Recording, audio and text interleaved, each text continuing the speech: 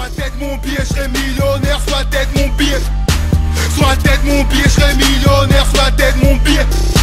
Soit tête mon billet, je serai millionnaire, soit tête mon billet. Cauchemar né du rêve d'une arme, nos diamants naissent d'un kilo de gamme. Sur ma peau de bronze, lance sépulcrale. Passe-moi le 11, fume sépulcra. Fleur de courage, Rosa Parks. Pas d'émeute, pas de Roselle Mac. Toi sous la jupe, la putain de juge. Je presse son cul, je te tiens au jus. Pour un 6-3, tu fais la pute. Ton cul au diable, la DJ vendu. J'prends Monaco à coup de massue. Je prise sa côte, prends son azur. Fuck Neil Armstrong, fuck la lune. De la Aston et de la thune. Cœur de pauvre, voiture de riche. Y Mélenchon, Scagli et Ti. Dévore l'oseille, pète des îles. Rayon de soleil, fruits exotiques. Kilo de cesse, tête de moët. D'indo, grosse fesse, joyeux Noël. N'est une rafale, j'arrive en balle. 9-3 Gaza, putain, rafale. Madame la juge que je donne ma race. Suce-moi la biche, te donne la marche. Ils veulent ma peau, c'est quand vous voulez. Je serai millionnaire, soit tête mon billet. Soit tête. Blood, Voilà. ça va ou pas? Cool. Cool. On est là. Ça fait très longtemps que je te suis. Ouais. Ça fait depuis 2009, 2008. Mais pour ceux qui ne te présentent pas encore, est-ce que tu pourrais te présenter? Rock Blood, rappeur du 93, Saint-Denis, SFC, Centre-Ville. Voilà. Alors, tu avais commencé, moi je t'ai découvert avec un clip qui s'appelait 93 Soldats, où tu étais à l'époque avec Excalibur. Ouais, j'étais son producteur. Mhm. 2007 ou 2008, 2007 je crois, 2007-2008. Morceau 93 Soldats. Normalement, c'était un morceau qui devait être dans mon projet à moi, parce que je préparais un projet à l'époque. Oui, il avait besoin, lui, d'avoir un son un peu plus dur, bien poussé pour représenter le département. Donc, j'avais passé son pour son projet. Et à l'époque, je le produisais, donc c'était naturel, donc voilà quoi. Où t'en es maintenant aujourd'hui avec lui? Il a arrêté le rap? T'es toujours en connexion avec lui à ce niveau-là? Plus beaucoup de nouvelles. Je pense qu'il est un peu en stand-by, mais plus beaucoup de nouvelles, on va dire. Donc on t'a retrouvé aussi sur pas mal de projets avec Dossé. Ouais. Donc Orléans, Saint-Denis, c'est un peu éloigné. Comment ça s'est fait cette connexion? On se connaît depuis longtemps. À l'époque, justement, même Excalibur, lui, il bossait aussi avec Pete, Dossé. Donc, étant donné que je connaissais bien Excalibur, on avait des personnes en commun. Donc, c'est comme ça qu'on s'était connus, avec Dossé. Et même Dossé aussi, à l'époque, je devais le produire aussi, tu vois. Enfin, on en discutait. Parce qu'il y avait des petits, justement, on va dire des petites choses internes, quoi, tu vois. Donc ça n'a pas pu se faire. Et donc voilà, quoi, c'est comme ça que j'avais connu Dossé. Et puis depuis, on a gardé un bon contact, on s'entend bien, nickel. On a d'ailleurs notamment vu ta présence dans son film, où tu joues d'un homme de main un peu... Ouais. Si tu peux nous parler un peu de ce rôle et comment ça s'est fait? Bah lui, il m'a appelé, il m'a contacté, il m'a dit qu'il tournait justement, à la base ça devait être une série, Karma. Et au final, ils ont préféré l'enchaîner comme un film, tu vois. Et donc il m'a appelé, et, il a appelé différents artistes. Et comme on avait un bon feeling, qu'on connaissait un peu ma personnalité, et donc voilà, comme il m'a proposé un rôle, et moi j'ai dit vas-y, je suis parti directement, j'ai joué le jeu, quoi. Donc tu as aussi été producteur de Commando Toxique à une époque. Ouais, petit frère d'Arsenic. Comment s'était passé avec eux? C'est pareil en fait, on se connaît tous, on se connaissait tous, on avait tous des amis en commun. Avec Commando, Dossé, Pete. Donc Pete à l'époque il était aussi avec Arsenic, donc tout ce monde-là se connaissait un peu de cette façon-là. Et donc j'avais connu Commando par rapport à tout ce monde-là, quoi, tu vois. Et eux, ils avaient besoin à l'époque de quelqu'un qui pouvait en fait financer, s'occuper d'eux, parce qu'ils étaient à l'époque signés chez Dia.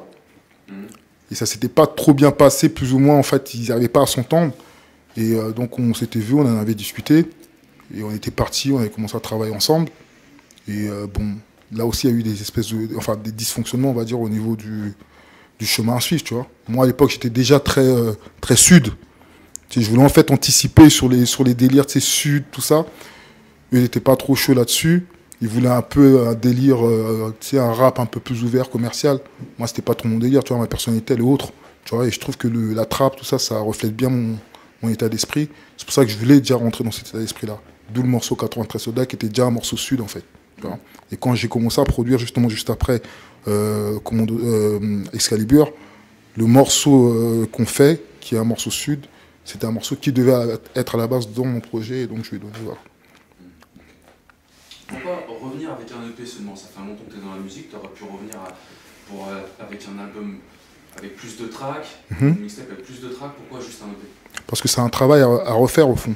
Tu as vu, quand tu disparais un peu, quand t'arrêtes un peu, pour revenir, je pense qu'il faut quand même, tu as vu, venir doucement et pas rebalancer. Tu sais, je pense que les gens ne comprendront pas. Tu vois, tu as disparu pendant un certain moment, tu arrives tout de suite.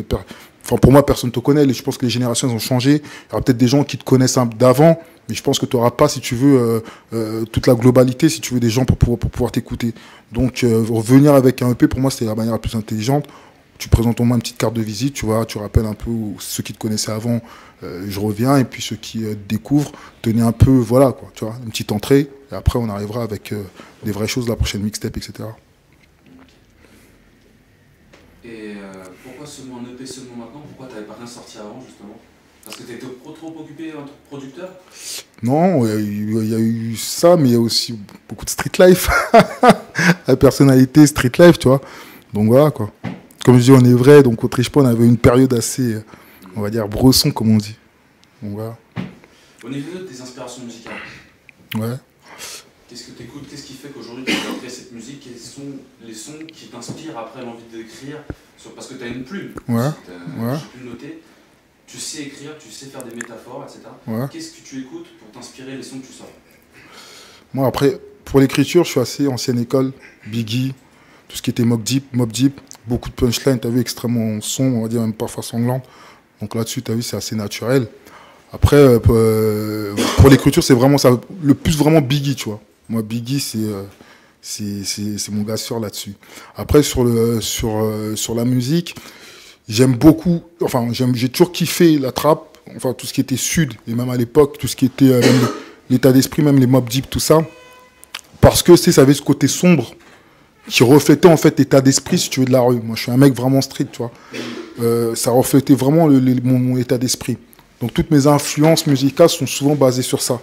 Et Biggie, ce qu'il avait de plus de force, c'est qu'en plus, c'était vachement bien écrit, tu vois. C'était vachement, tu sais, c'est le côté New York, vachement bien écrit.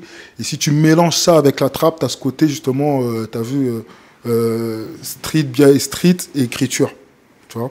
Donc, c'est ça qui m'influence beaucoup, tu vois. Après, des gens qui écrivent super bien, des artistes, il y en a plein, tu as vu, au niveau et c'est assez paradoxal parce qu'au niveau de l'écriture, tu as des artistes comme Nas, dont je reconnais l'écriture, mais j'adhère pas forcément, tu as vu, à leur sonorité actuelle, tu vois. Actuelle, je te parle, hein, parce qu'à l'époque, quand ça arrivait, ça tuait, tu vois, c'était au top. Et aujourd'hui, j'adhère moins, tu vois. Je trouve qu'il n'y a pas assez de créativité, ça donne pas, il n'y a pas quelque chose de nouveau, tu vois. Et donc, il y a des artistes, par exemple, Rick Ross, c'est des gens c'est un type ça me parle. Il y a une nouvelle sonorité actuelle, Migos, enfin, pour dire que ça me saoule un peu, justement, parce qu'on en a trop fait. Donc, justement, même pour ma mixtape, ça sera extrêmement différent, tu vois. Donc, voilà, quoi. Pourtant, tu as plutôt une plume rap français, pourtant, quand on t'écoute. Rap français, tu trouves? Après, au niveau, toi, tu me parles de la plume des Américains, donc toi, tu dois être bilingue, donc tu parles de leur plume à eux, donc tu comprends où est-ce qu'ils veulent en venir. Bilingue. Ouais, vas-y, ouais. Mais pourtant, au niveau des métaphores, comment t'écris, ouais, ça sonne plus rap français, parce que peut-être comme t'étais là déjà à la base du truc, ou à l'époque de Commande Toxique, etc. Donc c'est vraiment des gens qui ont. C'est du rap français pur. Et c'est le petit frère de Mino. Est-ce qu'il y a cette influence-là aussi? Non, avec par exemple Commando Toxique, on n'a vraiment pas la même orientation au niveau de l'écriture. Tu vois, avec vraiment aucune orientation, on n'a pas la même orientation au niveau de l'écriture. Mais si tu prends un artiste comme Lino, pour moi, c'est un artiste qui est rap français. Mais par contre, si tu t'analyses bien sa façon d'écrire tout ça, tu verras que l'inspiration, elle est carrée au fond. Sauf que lui, il le fait de sa manière, tu vois, à sa façon. Moi, c'est pareil. C'est-à-dire que moi, quand je vais écouter un Carry ou quand je vais essayer de déchiffrer ce que le mec il dit, tu sais, ça peut m'inspirer. Je lis un peu aussi, tu vois. Donc, j'essaie à chaque fois, moi, tu as vu, pour exprimer quelque chose, j'aime bien créer, si tu veux, tu as vu, le petit choc, le petit flash qui fait que, bam, tu vois, pas juste écrire ce que tu as vu, oui, la maison, elle est belle, c'est cela, tu vois. Si tu veux, je trouve que le côté métaphorique, ça donne vraiment une force, si tu veux, à l'écriture, dans la tête des gens, tu vois. Pour moi, le rap, c'est beaucoup de punchline. Tu vois, c'est la punchline, la force du peur, en fait. Au niveau de l'entertainment, en général, de ton artistique, comment le développer, tu vis notamment avec une balle dans le corps. Tu t'es pris une balle. Pourquoi est-ce que tu l'abordes pas plus? Pourquoi est-ce que tu ne développes pas ce côté-là? Comme l'aurait fait un 50 Cent, qui lui, on s'en est pris 9. Et pourquoi tu n'abordes pas ça plus, en général? Comme je t'ai expliqué tout à l'heure, en fait, c'est une question, on va dire, créativité, tu vois. Donc, en gros, mettre ça juste pour le mettre, c'est pas intéressant pour moi. Il faut qu'il y ait le côté créatif. D'accord? Maintenant, 50, quand il le fait aussi de manière créative. T'as vu, ça crée le buzz, ça crée le truc, mais il y a une musique aussi qui arrive. Si c'est juste pour venir et dire que t'as mangé une balle, c'est pas intéressant. Moi, c'est mon vécu, tu vois, c'est mon vécu, donc j'ai eu un parcours, on va dire, assez terrible, dans un environnement terrible, tu vois. J'ai une mentalité, un état d'esprit assez terrible aussi, tu vois. Donc, utiliser ça uniquement comme ça, t'as vu, pour l'utiliser, c'est pas très intéressant pour moi, tu vois. C'est vraiment pas très intéressant. Pour moi, il faut vraiment qu'il y ait un espèce de support musical qui renforce le truc, tu vois. Après, sur le vécu, voilà, t'as vu, je suis quelqu'un d'assez ardu, on va dire.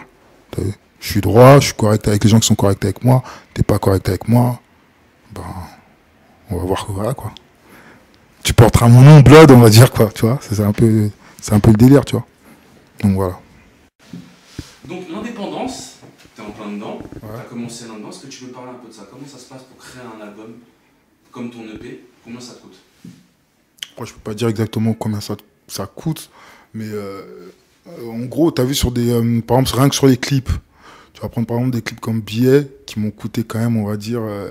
C'est un clip de major, ça. Ah oui, tu vois, moi je me suis permis de le faire parce que je me donne les moyens, mais je veux dire qu'un indépendant prendrait peut-être pas le risque de le faire. Mais moi, pour moi, c'était intéressant justement pour un retour, comme je te disais tout à l'heure, d'investir par exemple un gros clip. Montrer aux gens que voilà, quoi, tu vois, je suis capable de faire des choses quand même bien à un niveau quand même assez élevé. Et voilà, c'est un clip quand même qui m'a coûté, j'ose même pas dire là parce que ça va peut-être choquer des gens, tu vois, entre 7 et 8 000 euros en général. Entre 7 000 et 8 000 euros, tu vois. Tu vois, mais pour un indépendant, moi je me suis donné les moyens. C'est-à-dire que c'est différent, t'as d'autres indépendants qui pourraient pas le faire. Un clip comme Panamera m'a coûté moins cher, mais qui était quand même aussi bonne qualité, un peu moins cher parce que par exemple c'est aussi les endroits loués, c'était là on était beaucoup plus à l'extérieur, ça m'a coûté un peu moins cher, mais bon voilà. Tu vois. Moi, je me donne les moyens. Après, c'est pour ça que je dis que les indépendants, c'est vraiment relatif. T'as vu, t'as d'autres artistes qui vont beaucoup plus miser sur des simples freestyles et donner plus d'énergie. Ça dépend de la façon dont eux veulent venir. Tu vois. Moi, je suis quelqu'un, j'ai pas forcément envie. Ça va peut-être trouver ça un peu fou d'avoir, par exemple, le gros buzz qui va te cramer pour moi. C'est-à-dire que le gros buzz où tu vas arriver, tout le monde t'écoute pendant, on va dire, un an, 2 ans. Tu vois, et puis après, t'as vu, les gens s'habituent à ton flow, t'es arrivé avec un certain flow, donc forcément le flow a marqué. Je pense que moi, je suis plus dans la créativité et s'imposer petit à petit. Et je pense que ça sera plus la durée, tu vois, que la performance d'une seule fois, en fait. Ça s'est vu dans la longévité de tous les artistes, de toute manière.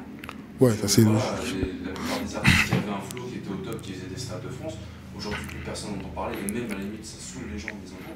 Ouais, parce que justement, tu arrives avec quelque chose de trop fort. Tu vois, trop fort. Donc forcément, les gens vont redemander. Et t'es pris, en fait, si tu veux, dans une espèce de spirale où t'es constamment obligé de servir les gens. Et donc tu donnes. Et le jour où tu vas décider, ou même si tu perds un peu, t'as vu cette espèce de vibe, c'est fini, tu vois. Les gens, ils auront du mal. Alors, tu es obligé de revenir avec un nouveau flow qui va... Et ça, c'est vraiment difficile à faire, je pense.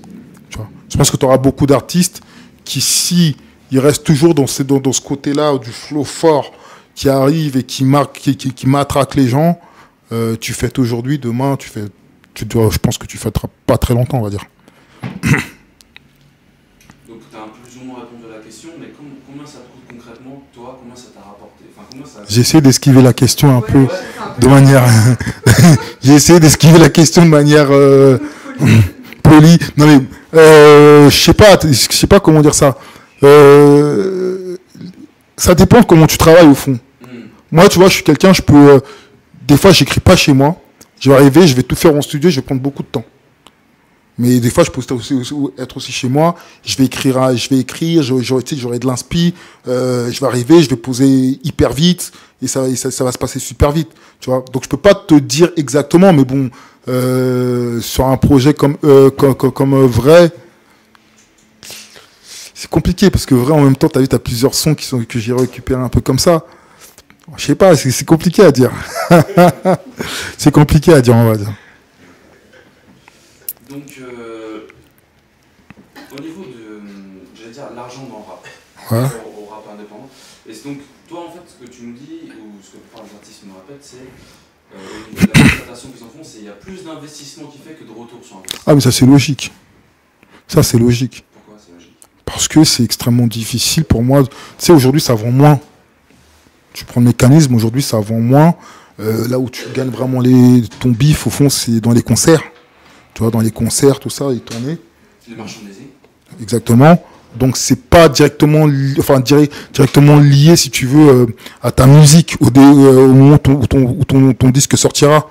Donc, pour moi, au départ, tu es forcément obligé d'investir plus qu'avoir le retour.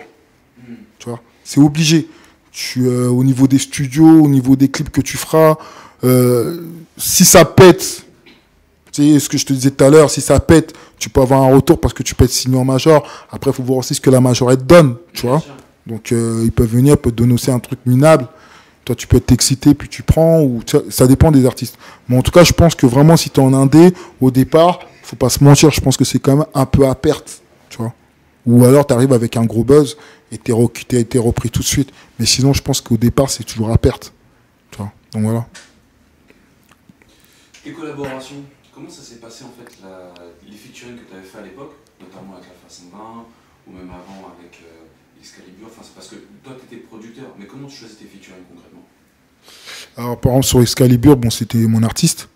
Et le morceau là-bas, c'était mon morceau. Moi, je voulais qu'il pose. Et moi aussi, j'avais posé sur un autre morceau à lui dans le projet. Alpha 520, il avait vu 93 soldats. Lui aussi, il est du 93. Donc, il nous avait contacté. Et le feeling s'est bien passé. Donc, il n'y a pas de problème. Après, moi, aujourd'hui, sur tout ce qui est featuring, il faut qu'il y ait, si tu veux, le feeling au minimum. Tu vois. Il faut que le mec il soit dans mon état d'esprit. Je peux aussi faire, par exemple, des morceaux beaucoup plus ouverts. Enfin, je pense que ce sera pour plus tard. Mais ça sera toujours une question de feeling aussi, tu vois. Ça sera pas, je viens, je vais kiffer et tout. Tu vois, moi, c'est vraiment une question de feeling. Et je pose pas avec n'importe qui non plus, tu vois. Je préfère poser même avec un mec, un vrai mec de la street, qui a un bon feeling avec lui, qu'un mec qui va se la raconter ou quoi que ce soit et va se faire enculer, tu vois. Ouais, ça, je découpe. Au niveau des tendances actuelles, donc on peut notamment voir, même par rapport à ton rap, qu'il y a une grosse influence de rap carré. L'influence américaine sur le rap français, qu'est-ce que t'en penses? C'est faire notre plume au final? C'est toujours fait. Il n'y a pas un rappeur français qui a pas rappé comme un Carry. Aucun rappeur français n'a pas rappé comme un Carry. Ou alors il rappe comme un rappeur français qui rappe comme un Carry. Mais t'as aucun rappeur. Tu peux remonter à l'époque NTM, IAM, tout ça. La plupart toutes les sonorités qui sont Carry arrivent toujours 10 ans ou 5 ans après ici en France. T'as vu, ils ont pris du temps à arriver sur tout ce qui est trap. Moi, je me rappelle au début quand on faisait ça. Oh, mais non, mais c'est de la musique de... Aujourd'hui, la plupart des artistes, même des artistes qui écrivent, bah tiens, tu prends par exemple un Lino, il a essayé sur un morceau comme Billie Jean de faire de la trap, tu vois. Donc, je pense que t'as vu, et même tu prends un Lino, qu'on va présenter comme un artiste rap français, qu'est-ce qu'il fait? Quand t'écoutes Lino, c'est beaucoup de Queensbridge, c'est beaucoup Nas, c'est beaucoup Mobb Deep. Ça veut dire que toute l'inspiration, elle a toujours été faite sur les Carry. T'as pas un artiste. Tu vas écouter un Rof, c'était beaucoup du Tupac, tu vois. Si tu analyses bien, ça sera Tupac. Booba au départ, c'était pareil, c'était beaucoup Mobb Deep aussi. Oxmo, c'était Biggie. Ça a toujours été influencé par le rap Carry. Donc les gens qui pensent qu'il y a du rap français, moi je pense qu'il n'y a pas de rap français, je pense qu'il y a du rap. Il y a des tendances qui arrivent et nous on les prend soit tout de suite, soit après, tu vois. Il n'y a pas de rap français en réalité, pour moi. La suite de tes projets pour 2015, ça se passe comment? Ça s'annonce comment? Mixtape, je suis déjà dessus. On a un nom pour l'instant, mais ça change tout le temps. Tu vois, donc on va attendre un peu pour le nom. Mais je suis déjà sur la mixtape, on travaille, on est en train de voir au niveau des sons, nouvelles sonorités, tout ça. nouvelle façon d'écrire. En progression, on va dire, dite basique, tu fais d'abord l'EP, la mixtape après et après l'album. Exactement. Ça se trouve même, il y aura peut-être, entre-temps, si je sens que il faut que je donne encore plus pour l'album, il y aura peut-être une mixtape, il y aura peut-être un projet en commun avec un autre artiste, ou tu vois, on sait pas, tu vois. Mais en gros, ce sera la logique, tu vois. Donc voilà. Le mot de la fin, on va te le laisser. Suivez, EP vrai, et il y aura la mixtape qui arrive. Comme jamais, le corps au sol, c'est le tien. Comme jamais, les autres refus colombiens.